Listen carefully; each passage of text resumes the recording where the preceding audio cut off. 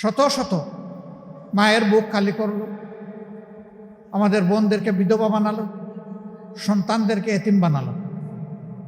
পাষাণ হৃদয় দায়িনী সেদিন নির্দেশ দিয়ে দিয়ে এই কাজগুলা করেছিল।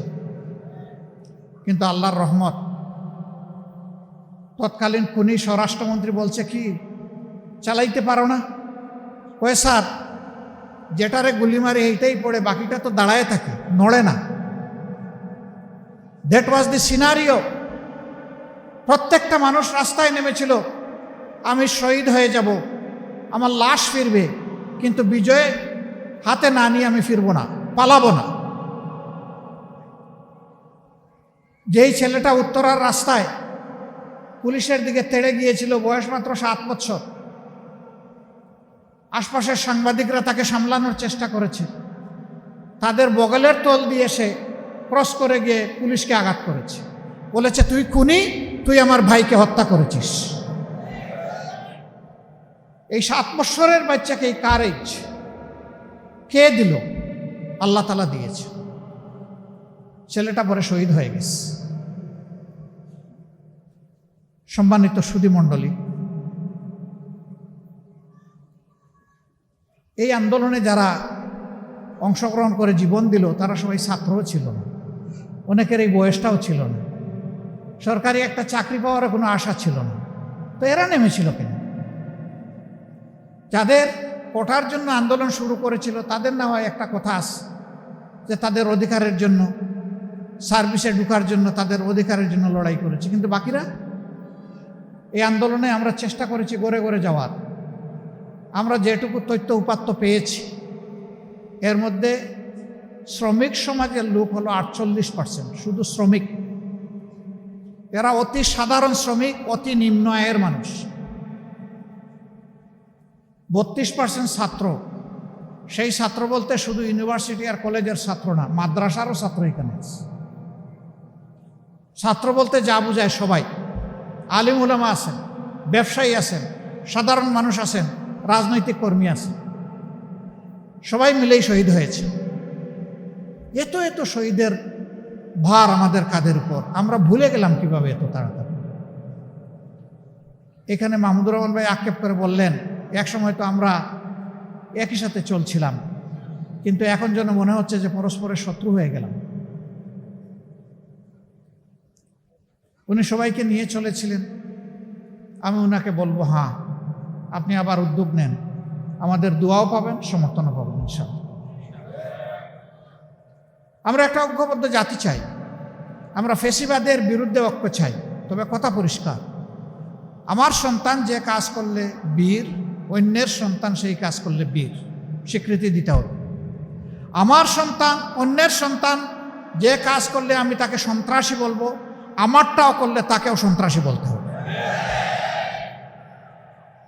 একই কাজের জন্য একজনকে বীর আর আরেকজনকে সন্ত্রাসী বলা যাবে না। এই জায়গায় আসতে হবে। এই জুলাই আমাদের সকলের যদি হয়, তাইলে জুলাইকে আমরা কেন রাজনীতিকরণ করব? এটা তো হওয়া উচিত না।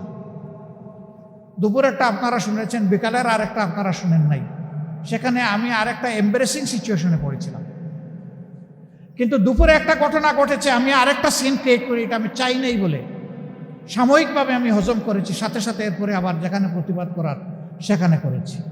কেন এত দলীয়তন্ত্র করতে হবে? এগুলা কিসের লক্ষ্য? হ্যাঁ, তারপরে দুঃখ প্রকাশ করেছেন, নিশ্চয়তা দিয়েছেন ভবিষ্যতে এই ধরনের আর হবে না। এইটা হবে না, কিন্তু নতুন আর একটা যেন চলে না আসে, ওইটাও সামলাতে হবে। আমাদের রাজনীতিতে পরিবর্তন আনতে হলে মনোজগতে পরিবর্তন লাগবে। মনটা বড় করতে হবে, সবাইকে ধারণ করতে হবে, যার যেটা পাওনা তাকে সেটা দিতে হবে, যে সম্মানটুকু যার পাওনা তাকে সম্মানিত করতে হবে। আজকে এখান থেকে আমি পরিষ্কার দাবি জানাই, যারা জীবন দিয়েছে জুলাই যুদ্ধে এবং যারা ফ্যাসিবাদের আমলে পুরা সময় জুড়ে যারা জীবন দিয়েছে, তাদের প্রত্যেকটি পরিবারকে রাষ্ট্রীয়ভাবে সম্মানিত করতে হবে। তাদেরকে রাষ্ট্রীয় খেতাব দিতে হবে। এ দায়িত্ব সরকারের। সরকার উদ্যোগ নিলে আমরা সর্বাত্মক সহযোগিতা করব ইনশাআল্লাহ। তারা যেন সম্মানজনকভাবে এই সমাজে বেঁচে থাকতে পারে নিরাপত্তার সাথে, তার নিশ্চয়তাই পরিবারগুলোকে দিতে হবে সরকার। এর পাশাপাশি জুলাই যুদ্ধে অংশগ্রহণ করার কারণে যারা আহত পঙ্গু হয়ে এখনো কাতরাচ্ছেন দেশে কিংবা বিদেশের হাসপাতালে, তাদের সকলের সুচিকিৎসা নিশ্চিত করতে হবে। তাদের পুনর্বাসনের সম্মানজনক ব্যবস্থা করতে হবে। আমরা কোনো অপমানজনক ভিক্ষা চাই না তাদের জন্যে। তাদেরকেও রাষ্ট্রীয় সম্মানে ভূষিত করতে হবে। যদি সরকার এটা করে তাহলে ঘরে ঘরে বীর জন্ম নেবে ইনশাআল্লাহ। আর যে জাতির ঘরে ঘরে মায়েদের গর্বে বীর জন্ম নেবে, এই জাতিকে কেউ হারাতে পারবে না, দমাতে পারবে না ইনশাআল্লাহ। যখন মারা দেখবে যে আমার সন্তান যদি দেশের জন্য, জাতির জন্য, আল্লাহর জন্য, মানবতার জন্য জীবন দেয়, তাহলে আমার দেশ এবং জাতি আমার পাশে থাকবে। আমি সন্তানের জন্য সম্মানিত হব। তখন মা তার দ্বিতীয় সন্তান তাকে জাতির প্রয়োজনে এগিয়ে দেবে ইনশাআল্লাহ। আর যদি তার উল্টাটা দেখে, প্রথম ছেলের এই অবস্থা দেখে দ্বিতীয় আর একটা ছেলেকে এগিয়ে দিতে কোনো মা রাজি হবে না। অতএব সরকারকে বলবো এই রাস্তাটা খুলে দিন, বন্ধ করবেন না। আমার দ্বিতীয় অনুরোধ, ফেসিবাদী আমলে যে সমস্ত কর্মকাণ্ডের কারণে আমরা জুলুমের শিকার হয়েছিলাম, বিচার বিভাগ, শিক্ষাঙ্গন, তারপরে নির্বাচন, পেশাগত জীবনে দায়িত্ব পালন, সকল জায়গায় বৈষম্য এবং নিগ্রহের শিকার মানুষ যেটা হয়েছিল, আমরা পরিষ্কারভাবে দেখতে পাচ্ছি সব জায়গায় ফেসিবাদের কালো ছায়া এবং ভূত এখনো বিদ্যমান। এটা বদলাতে হবে, পাল্টাতে হবে। মুখে কথা বললে হবে না।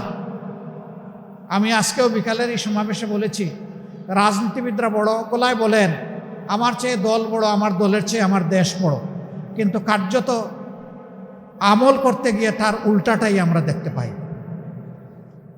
এখানে কথা এবং কাজে মিল আনতে হবে, এ গরমিল দূর করতে হবে।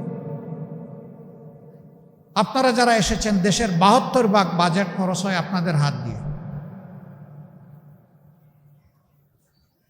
ট্রেজারির প্রত্যেকটা টাকা জনগণের টাকা, ট্যাক্সের টাকা, আভ্যন্তরীণ উৎস থেকে ঋণ করা টাকা, বৈদেশিক উৎস থেকে ঋণ করার টাকা এবং বৈদেশিক অনুদান, এগুলা দিয়েই আমাদের ট্রেজারি। সুতরাং প্রত্যেকটা টাকা জনগণের। ভিখারিও একজন মালিক, বিলিয়নিয়ার মিলিয়নিয়ারও একজন মালিক। ট্যাক্স সবাই দেয়। এই অনুভূতি যদি আমাদের সকলের মাঝে থাকে, আমি আবার মাহমুদ ভাইকে কোট করছি, তিনি বলেছেন আমাদের প্রফেশনাল এক্সিলেন্সের পাশাপাশি আমাদের মরাল এক্সিলেন্স লাগবে। উইদাউট মরালিটি কোনো প্রফেশনাল এক্সিলেন্স কোনো সমাজকে ভালো কিছু দিতে পারবে না, বরঞ্চ সমাজের ক্ষতি সাধন করবে। আজকে আপনারা যারা আছেন, আসেন আমরা প্রতিজ্ঞা করি যে আমাদের দিয়েই শুরু হোক। এ সমাজ আমরা বদলাবো, আমাদের প্রফেশনাল স্কিলের পুরাটা সমাজকে উজাড় করে দেব এবং তার সাথে আমরা আমাদের মরালিটিটা শতভাগ মেনটেন করব। বিপদ আছে, আমি জানি। এই সততার সাথে যারা কাজ করবে তাদেরকে ট্যাগ দেওয়া হবে, এরা জামাতে ইসলামী। তাদেরকে মার্জিনালাইজ করার চেষ্টা করা হবে, তাদের উপর বিভিন্ন অবিচার করা হবে, বৈষম্য করা হবে, তাদের পাওনা থেকে বঞ্চিত করা হবে, তাদের খেদমত থেকে রাষ্ট্রকে বঞ্চিত করা হবে। এই জন্য আগেই বলেছি মানসিকতার পরিবর্তন লাগবে। সেই জায়গায় আমরা সংগ্রাম চালিয়ে যাব। আমরা নিজে গদিতে বসতে চাই না শুধু গদির মজা নেওয়ার জন্যে। অন্য কেউ গদিকে ব্যবহার করে অতীতের মতো জনগণের ভাগ্য লুণ্ঠন করুক, ওইটাও আমরা দেখতে চাই না। আমরা চাই দেশে সামাজিক এবং অর্থনৈতিক সুশাসন কায়েম হোক, বিচার সকলের জন্য ন্যায় বিচার নিশ্চিত হোক, শিশু থেকে বৃদ্ধ যার যার জায়গায় সবাই সম্মানিত নাগরিক হিসাবে তার পাওনাটা সে বুঝে পাক, সেই সমাজটাই আমরা চাচ্ছি। ইনশাল্লাহ সমবেতভাবে হাতে হাত মিলিয়ে আমরা এই সমাজ গড়ব ইনশাআল্লাহ। আপনাদের এই আজকের আয়োজনে আমাদেরকে দাওয়াত করার জন্য, এখানে আসার জন্য যে সুযোগ সৃষ্টি করে দিয়েছেন, আমরা তার জন্য কৃতজ্ঞতা জ্ঞাপন করছি। আজকে সারা জাতির একটাই আওয়াজ, গণভোটের গণরায় বাস্তবায়ন করতে হবে। আমরা কথা দিচ্ছি, এই ব্যাপারে আমরা কোনো আপোষ করব না। প্রতিদিন আমাদেরকে বিভিন্নভাবে বিভিন্ন কথা বলা হয়। আজকেও বহু অনুরোধ নিয়ে বিনিয়ে একজন বলেছেন, সাফ জানিয়ে দিয়েছি আমাদের অবস্থান অপরিবর্তিত, আমরা জনগণের সাথে দেওয়া ওয়াদা আমরা লঙ্ঘন করব না, বেইমানি করব না, আমরা আমাদের জায়গায় আছি এবং আমরা নিশ্চিত ইনশাআল্লাহ আল্লাহর উপর ভরসা করে বলছি এই গণরায় এই বাংলাদেশে বাস্তবায়ন হবে ইনশাআল্লাহ। সবাই ভালো থাকবেন। জুলাই স্মরণ সভার সম্মানিত সভাপতি, বিশেষ অতিথি অতিথিবৃন্দ, শহীদ পরিবারের গর্বিত সদস্যবৃন্দ,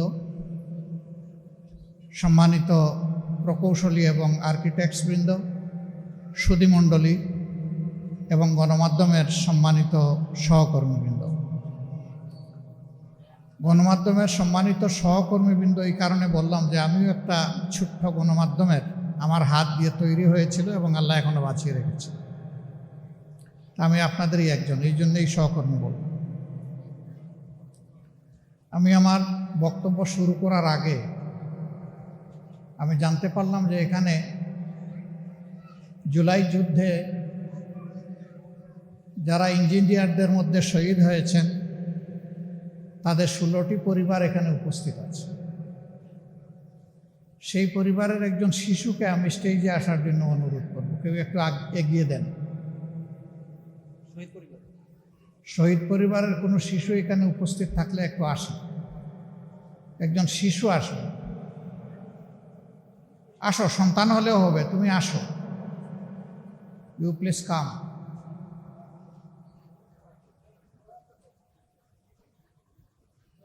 ঠিক আছে, দুইজন একটু স্টেজে আসো।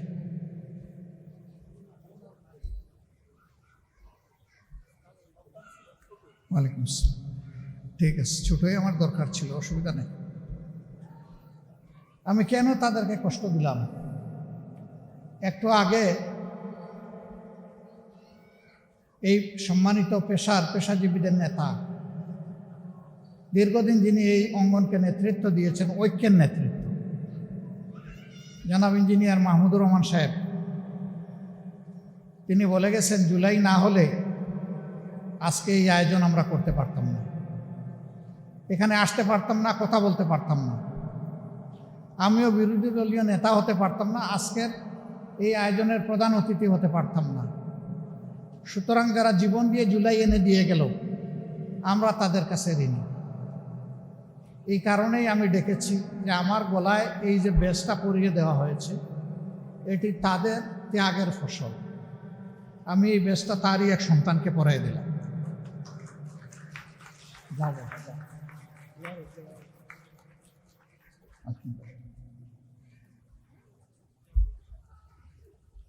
তাদের কাছে আমরা চিরঋণী। এই ঋণ পরিশোধ করার শক্তি আমাদের নেই, কিন্তু তাদেরকে সম্মান করার দায়িত্ব আমাদের। সম্মানিত প্রকৌশলীবৃন্দ এবং স্থপতিবৃন্দ, বাংলাদেশটা আমাদের সবার। এই জন্যেই 24-এর আন্দোলনে সকল পেশা, সকল মত পথের মানুষ একই মোহনায় মিলিত হয়ে গিয়েছিলেন। এখানে বয়স বাধা মানে নাই, এখানে ধর্ম বাধা মানে নাই, এখানে দল বাধা মানে নাই। যারাই মজলুম তারা আমরা সবাই একত্রিত হয়ে গিয়েছিলাম। আমাদের এই ঐক্যের কাছে ফেসিবাদ পরাজয় মানতে বাধ্য হয়েছিল। আল্লাহ তাআলার রহমত নেমে এসেছিল ঐক্যের কারণে। এর আগে 2009 সাল থেকে শুরু করে আমরা 23 সাল পর্যন্ত আন্দোলন করেছি। 24-এ ছাত্রদের এই আন্দোলনের আগে কোনো রাজনৈতিক দলের আন্দোলন হয়নি। 24 জানুয়ারি 7 তারিখ নির্বাচন হয়ে যাওয়ার পরে সবাই চুপচাপ হয়ে গিয়েছিলেন, জেলে ছিলাম, একা নই। যেমন আমাদের দলের নেতৃবৃন্দ ছিলেন, তেমন বর্তমান সরকারি দলের অনেক সিনিয়র নেতৃবৃন্দ ছিলেন, একসাথে ছিলাম। 7 তারিখের ভোট হয়ে যাওয়ার পরে মলিন মুখ নিয়ে সবাই আমার রুমে আসলেন। সবাইকে বসালাম, তৌফিক অনুযায়ী জেলের ভিতরে যে মেহমানদারি করা যায় সেটা করলাম। তারপরে বললাম যে আপনারা কি ভাবছেন।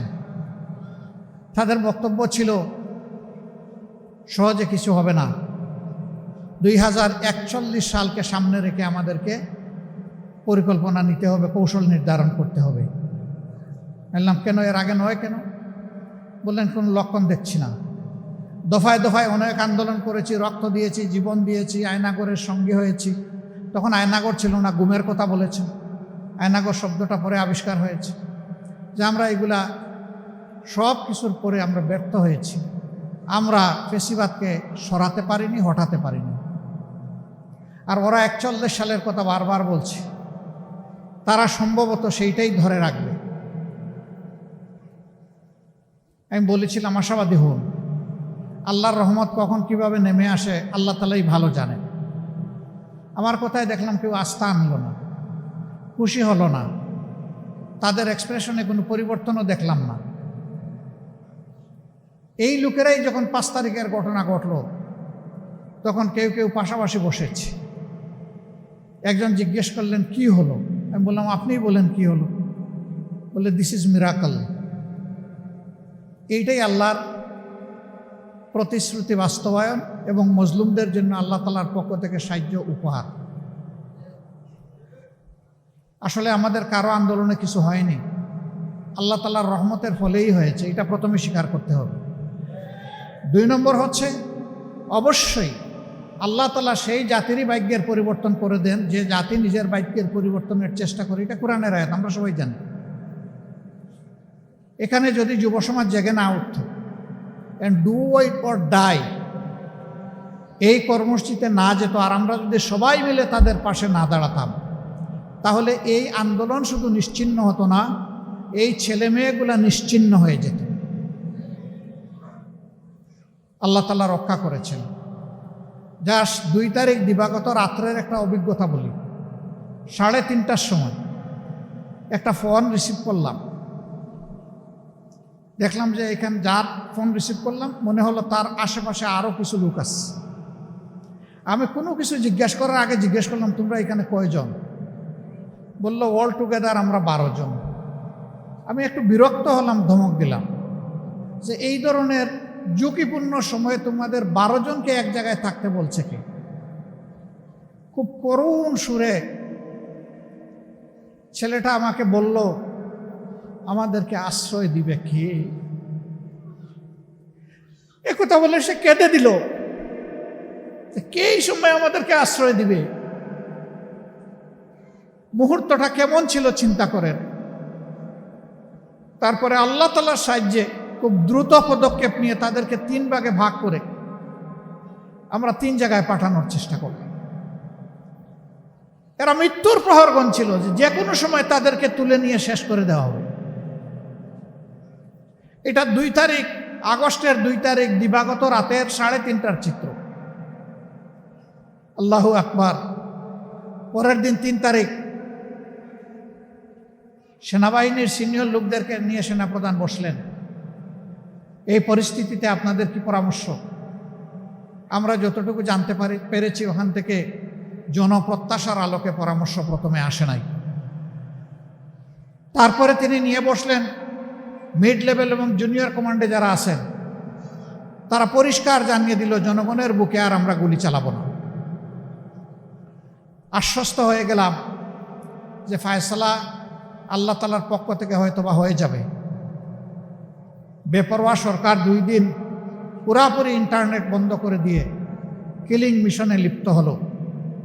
এই কিলিং কারা করেছে আমরা সবাই জানি।